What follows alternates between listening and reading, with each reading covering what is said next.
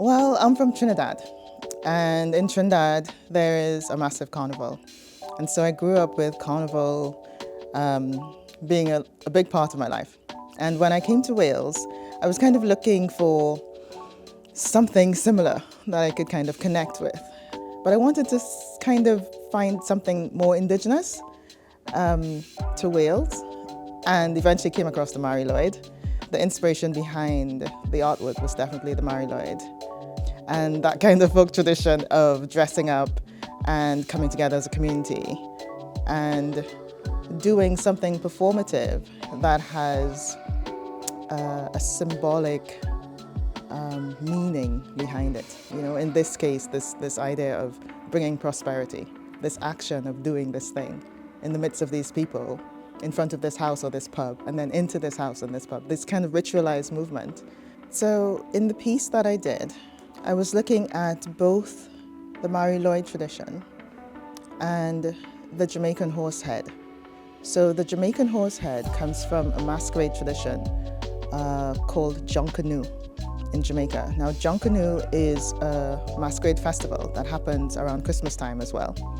Having discovered the Jonkanu and still kind of like finding my way around the Mari Lwyd, the piece was sort of like tentatively trying to say, I love these things, but they're not mine, that I'm still learning, I'm still discovering.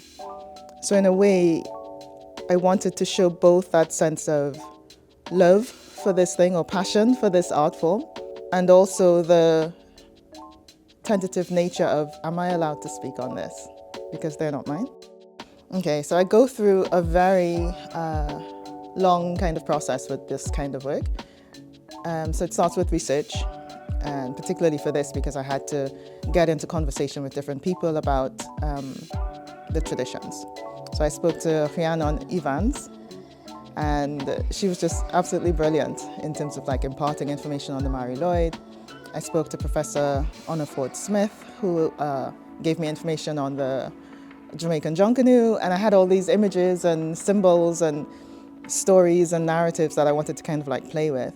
So the piece was first of all about making it. So the actual skull of the horse was 3D printed, and then I kind of like decorated the horse's head, which I loved. I love this idea of kind of like playing with the idea of masquerade within the artwork itself. So I felt as if I was kind of preparing myself to perform within the piece itself, which was kind of exciting. And my second son, took the photograph. And then after the photograph was printed, I go on to the piece again and I use acrylics and I work with mark making and patterns. It was about kind of like linking to the wassailing kind of tradition and what it means to have people coming in and drinking from the same vessel. It was playing with this idea of ritual and masquerade as a thing that exists between, that kind of helps to bridge sort of like the seen and the unseen. So one of the things I love about making work is that you are with this piece and you're having this conversation that nobody else hears. And when it goes public, people bring to it what they have in them. They bring their own experiences, their own perceptions. And from that kind of interaction with the outside, you learn things about the work that you may not know. There's a similarity in terms of the essence of things. I have this saying that I like kind of repeating, which is from a novelist called Earl Lovelace. And he says, people just want to be people. And I feel that is where we connect. You know, Wales has a history of colonization, but also of being colonized. And there's a kind of empathy, a kind of way of being that's very different to some of the other UK spaces that I love about Wales. And I feel that in itself, that kind of history kind of links us. The person who really stood out to me, and I have his name here, is Clive Hicks Jenkins.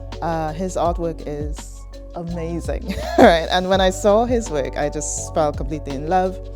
And I feel like some of my mark making, in a way, paid homage to his kind of style. You know, it feels like for this piece in particular that it was really informed by a lot of conversations. And I feel like one of the things I was confused about and still not really sure about where this leads is how do these relationships link? Like, how did the horsehead get to Jamaica? It's so similar to the Mari Lwyd, you know, and it's not just a hobby horse tradition.